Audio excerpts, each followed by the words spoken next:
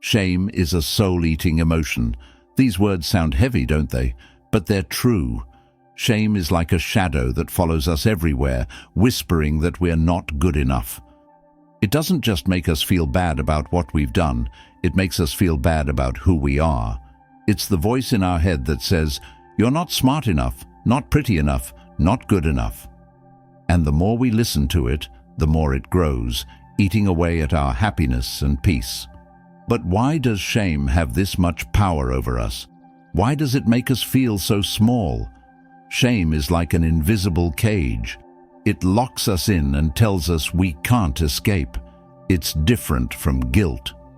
Guilt says, "You made a mistake," but shame says, "You are a mistake." This is why shame feels so personal and painful.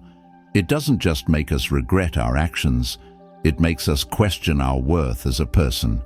And when that happens, it becomes hard to believe in ourselves or feel like we deserve love or happiness.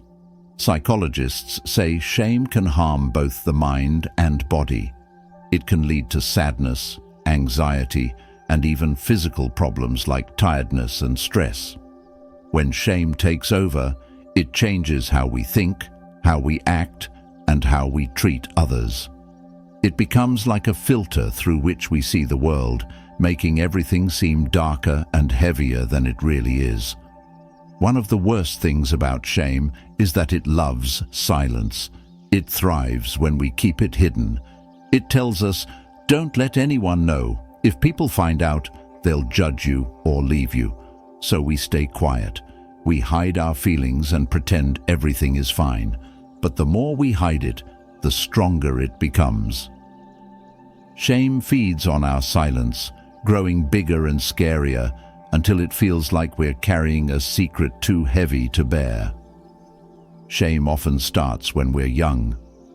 A harsh word from a parent, being teased at school, or being told we're not good enough can leave deep marks on us. Over time, these small moments turn into a voice in our head that says, "I'm not smart enough," or "I'll never be good enough." Shame doesn't shout, it whispers. And those whispers are what shape how we see ourselves and the world around us. But here's the good news: shame can be defeated. Think of it like a shadow. It only exists in the dark. When we bring it into the light, it starts to fade. The first step is to recognize that shame is just a feeling, not a fact. It's not the truth about who we are. It's just an emotion that can go away.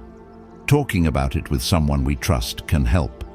When we share our shame, it loses its power over us. Self-kindness is another way to fight shame. Instead of being harsh on ourselves, we need to treat ourselves like we would a friend. If a friend made a mistake, we wouldn't call them worthless. So why do we do that to ourselves? Everyone makes mistakes. It's part of being human. The more we accept that, the less control shame will have over us. Being open and vulnerable also helps. It's scary to admit our flaws and struggles, especially in a world that expects perfection. But being vulnerable doesn't make us weak, it makes us brave. It says, "Yes, I have flaws, but I'm still worthy of love and respect." When we embrace our imperfections instead of hiding them, shame starts to lose its grip on us. Shame is like a thief.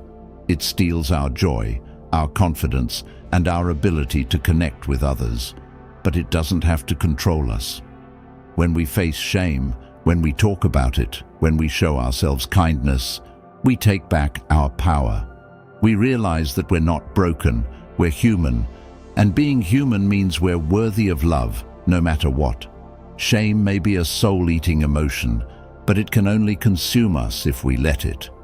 We always have the choice to rise above it.